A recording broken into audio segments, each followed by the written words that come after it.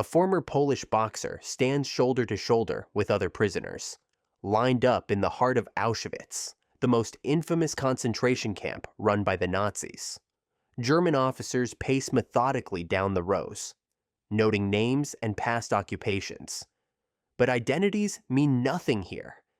To the regime, these men are no longer people, only numbers. The boxer, Tadeusz, is branded with the number 77. All of them have been declared enemies of the Third Reich, and within 3 months, they're expected to vanish. The plan is systematic: Jews first, then priests, then everyone else. The only way out is through the chimney of the crematorium. Like countless others, Tadeusz was dragged here by force, ripped from his family, torn away from his young son Ulik without a final goodbye. Now he lies on the filthy floor of a freezing barrack, stunned, hollow, unable to process how his life collapsed so quickly. The constant coughing of the men around him makes sleep impossible. Dozens of bodies are crammed together for warmth, but the chill never leaves. At dawn, they're driven out for forced labor. Under the harsh gaze of brutal guards, the prisoners swing pickaxes at stone, breaking rock hour after hour. Tadeusz catches sight of a lifeless old man covered only by a scrap of newspaper. Without hesitation, he slips the paper under his clothes, a thin shield against the bitter cold. Lunch is nothing more than watery soup. Among the prisoners is a boy barely more than a teen named Janek. The older inmates, hardened and merciless, constantly steal from him. After the short break, work resumes with cruel irony. They're forced to build their own barracks, even stringing the barbed wire fences meant to contain them. One day, an elderly prisoner whispers of a plan to escape, but a nearby guard overhears. Without warning, the guard smashes the old man's skull with a shovel. He dies instantly. The worst part, it wasn't even a German who killed him. It was a fellow Pole. These collaborators, called police, enforce terror on their own people in exchange for survival. The next day, Janek approaches Tadeusz and admits shyly that he once saw him box on television. Back then, during the Polish Championship, the crowd called him Teddy for his resemblance to an American fighter. Janek still remembers how Tadeusz lost by decision, and he insists it was unfair. But the former boxer refuses to look back. Here, the past means nothing. Everyone is equal in suffering, and there are no victories left to chase. He warns Janek, if you don't fight for your food, you won't last. Not long after, Tadeusz is ordered to assist at the home of a German officer. Inside the camp itself stands a lavish mansion with servants and elegant furniture. A young German boy rushes down the stairs, followed by his mother, a woman who relishes her power, barking orders with icy authority. Tadeusz lingers a moment, taking in the cruel contrast. The luxury around him feels like another world. His eyes catch a bowl of apples. Quietly, he slips a couple into his pocket and leaves before anyone notices. Back at the workshop, he tosses one of the apples to Janek, who devours it with desperate hunger. But when he notices an older man nearby, Eric, he tears off a piece and offers it to him. Tadeusz exhales, weary. The boy has a good heart, but in a place like this, kindness can be fatal. Without a word, Tadeusz gives Janek his own apple.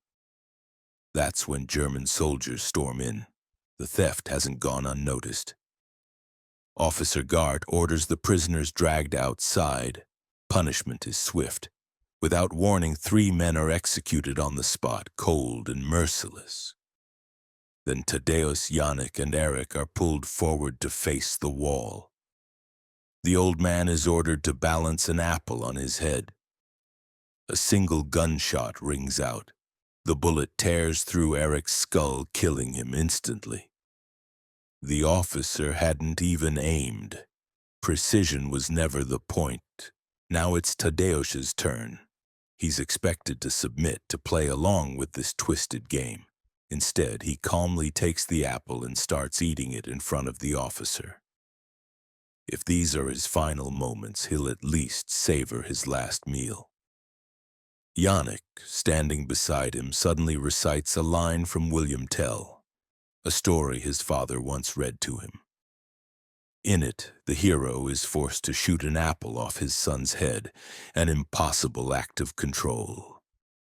The boy's unexpected composure catches the officer off guard.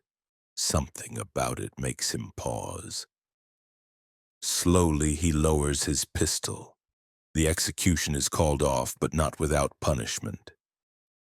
Both Poles are sentenced to 50 lashes and reassigned to the penal labor unit.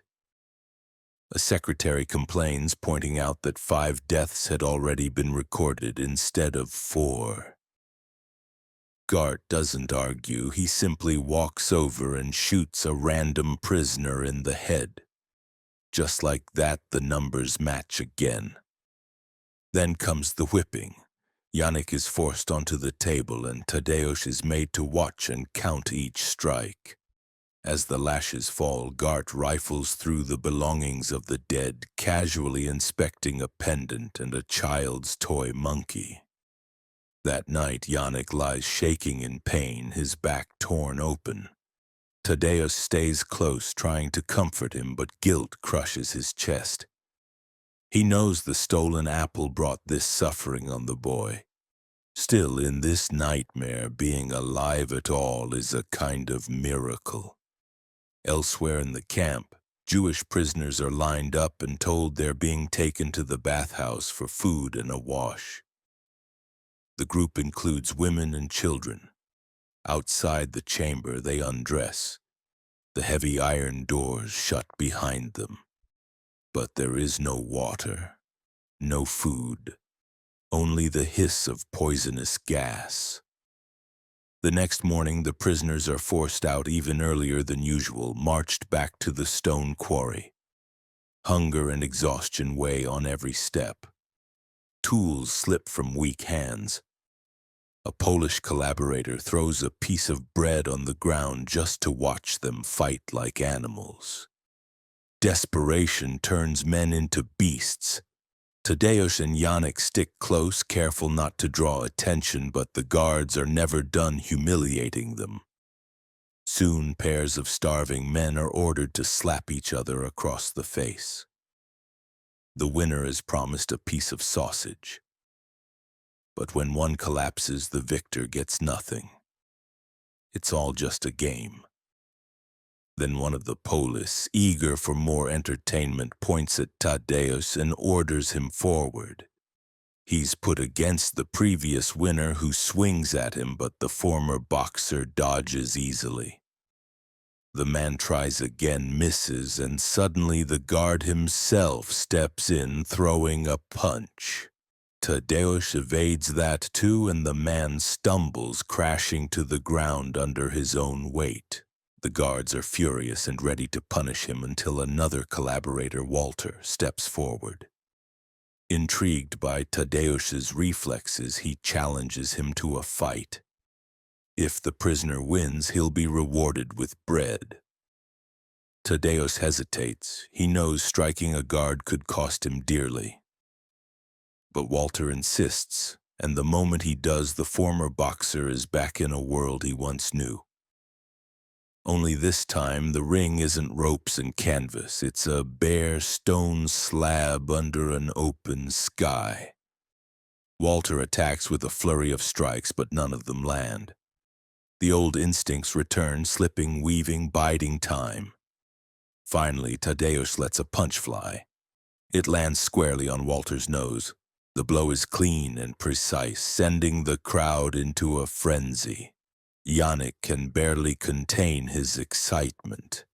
The guards, outraged, are ready to tear Tadeusz apart, but Walter intervenes, calling for someone to give him the promised bread. Looking him over, he asks where he trained.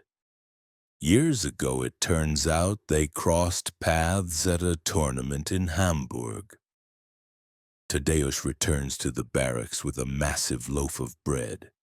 He doesn't keep it. He shares it generously with other prisoners. Word of the fight spreads fast, thanks to Janek. Now the boxer is seen as a hero. But the boy himself can't enjoy the food. His cough grows worse, deep and relentless. Tadeusz knows sickness is closing in. If nothing is done, Janek won't survive. Desperate, Tadeusz finds Walter and pleads for help, medicine, food, anything. Walter agrees and takes him to the camp officers. They don't see a desperate man. They see potential.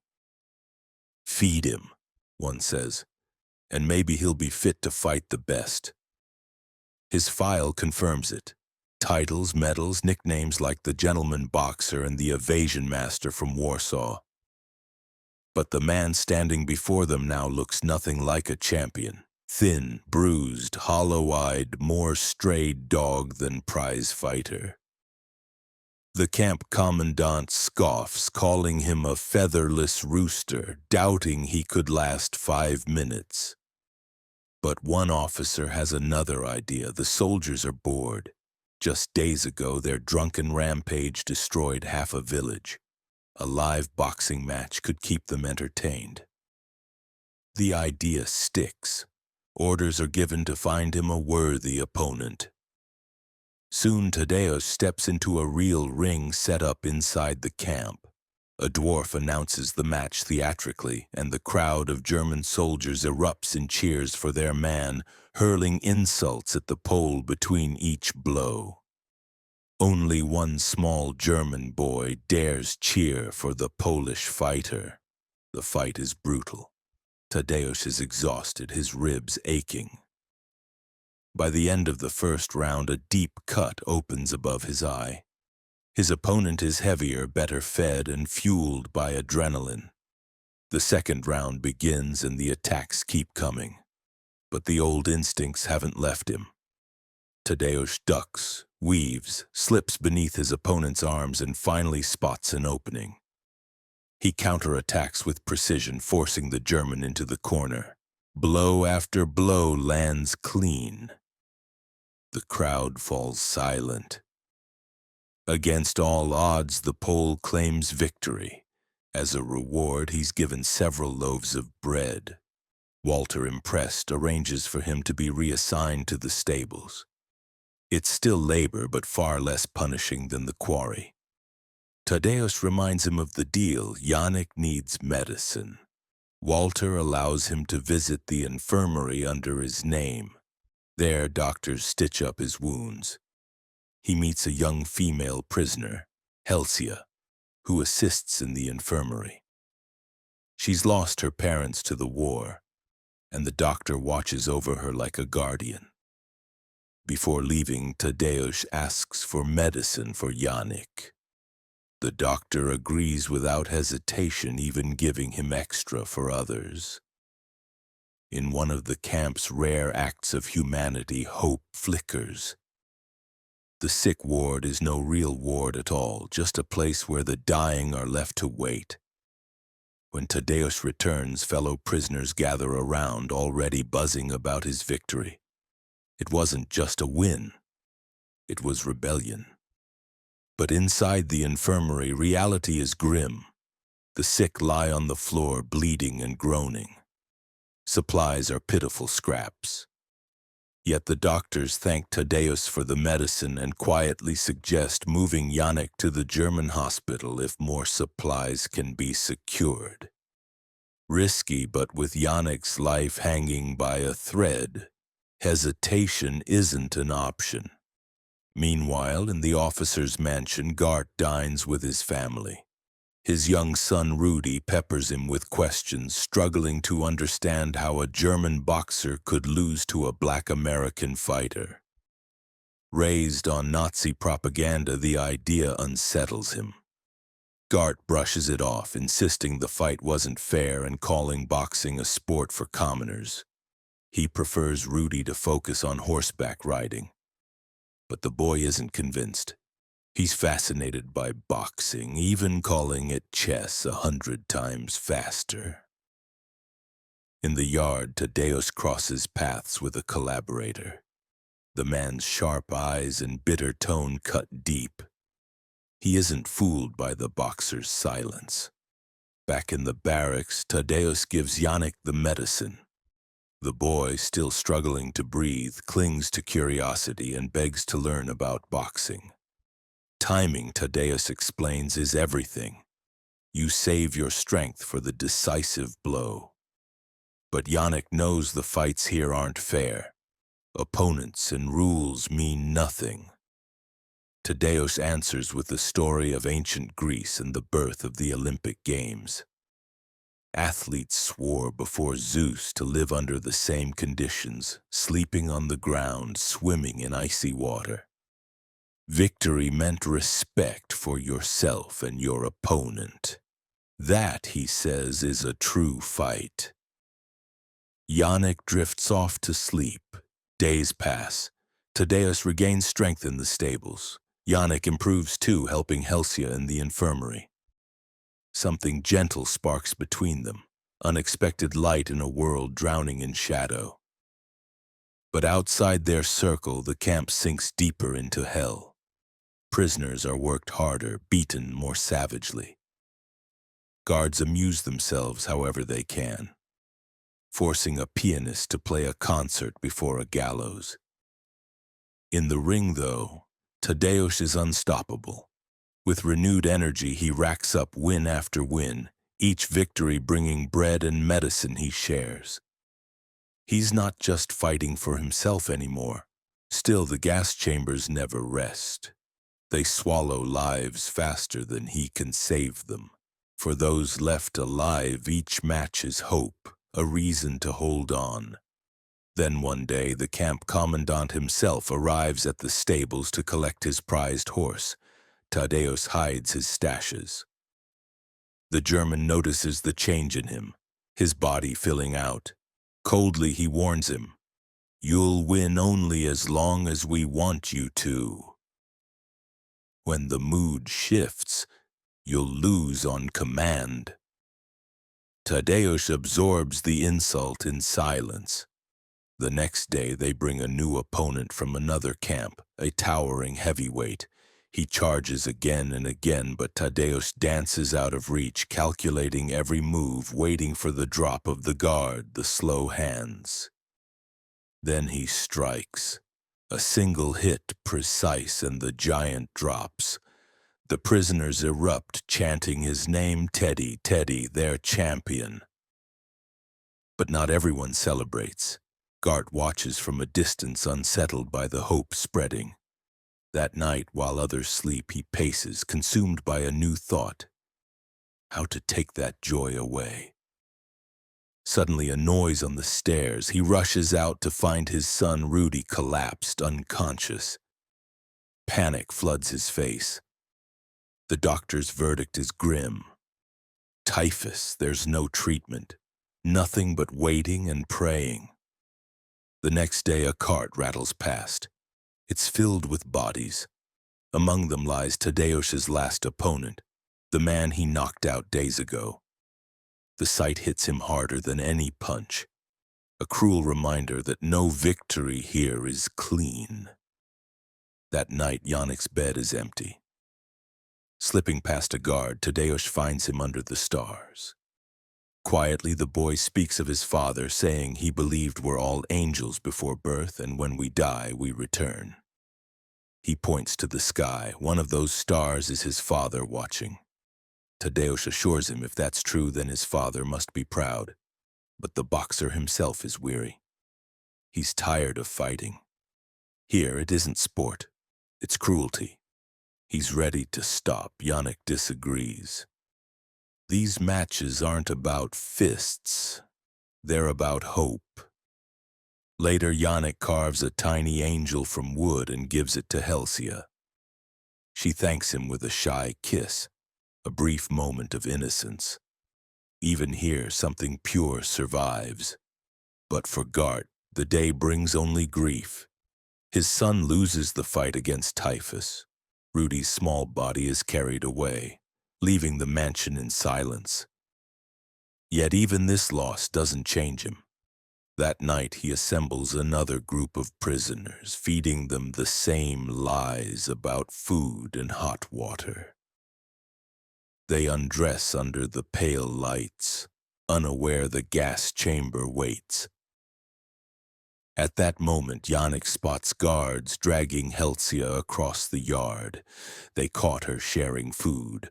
One drunken soldier waves a pistol, demanding she strip.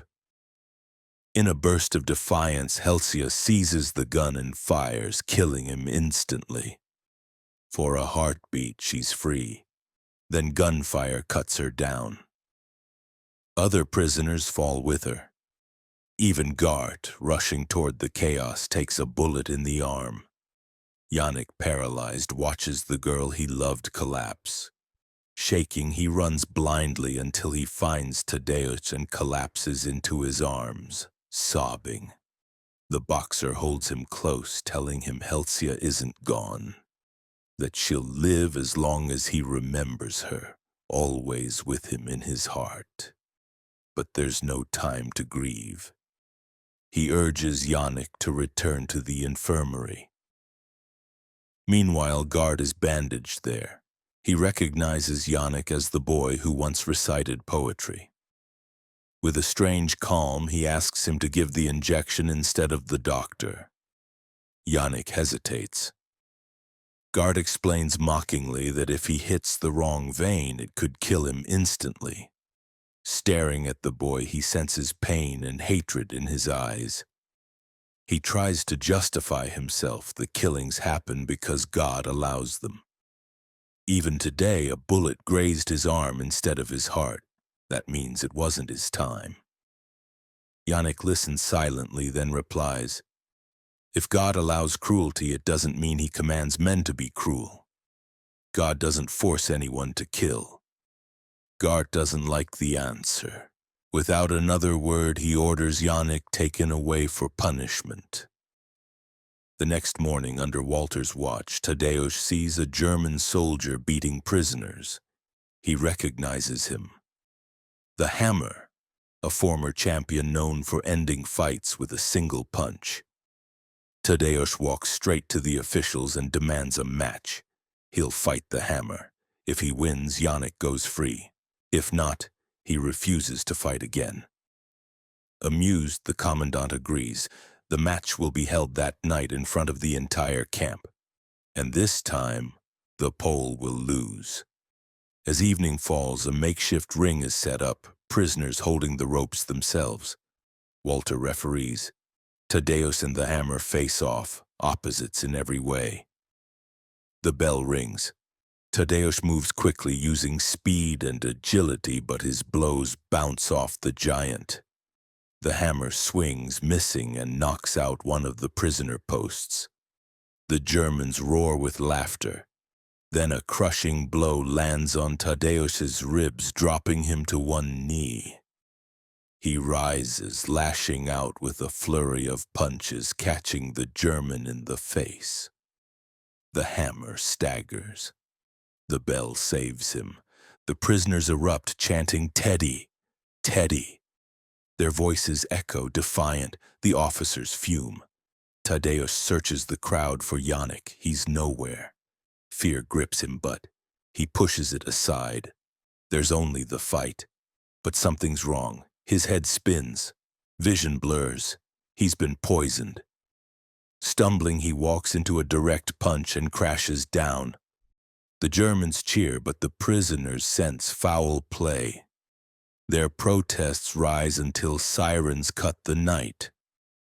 Tadeusz vomits violently, but the sickness clears his head just enough.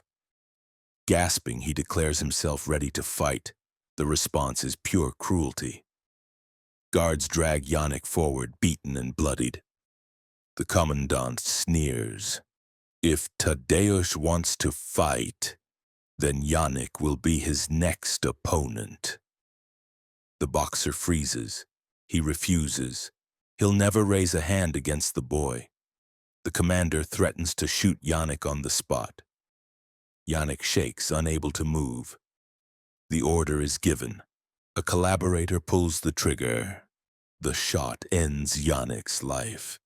Tadeusz screams a raw, inhuman sound. Guards club him down, cracking his skull. Later, they tie him upright to a post overnight. Around his neck hangs a sign. Champion. A mockery, a warning. At some point, he stirs. His swollen eyes see another line of prisoners march to the chambers. The cries of women, children, the elderly echo endlessly. By morning, he's cut down and left on the ground. Crawling to the cremation pit, he sifts through ashes, searching for Yannick. Hopeless. Nothing left but scorched fragments. Collapsing into the ash, despair overwhelms him. But then, he spots something blackened yet familiar. The angel figurine Yannick carved, charred but intact. He picks it up and something in him hardens. There's still a reason to go on. Not for victory, but for memory, for dignity. Meanwhile, the officers move on. In the ring, the hammer delivers quick knockouts, the Germans cheer. Spectacle resumes, but bruised and bloody, Tadeusz pushes through the crowd and demands a rematch. A visiting officer recognizes him as the Polish fighter he once officiated before the war. Intrigued, he bets on Teddy. The commandant, eager for more blood, agrees. The bell rings. Tadeusz dodges, guided by instinct, but fatigue weighs him down. A heavy hook lands, he crashes to the floor. At the count's last second, he rises, his eye nearly swollen shut. He waves the hammer forward. He's not done. Not yet. The hammer's punches still land, but weaker now. Tadeusz keeps walking forward, spitting blood, grinning like a man who's already beaten death. The crowd is stunned. The hammer falters, throwing a wild punch. His fingers break on impact. Seizing the moment, Tadeusz counters, a clean knockout. Cheers erupt. Guards shout, prisoners roar. Against all odds, prisoner 77 is crowned the lightweight champion of Auschwitz. A visiting officer, still stunned, requests Tadeusz be transferred to his camp.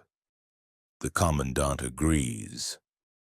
The next day, Gart visits the stables, no malice left in him, only fatigue.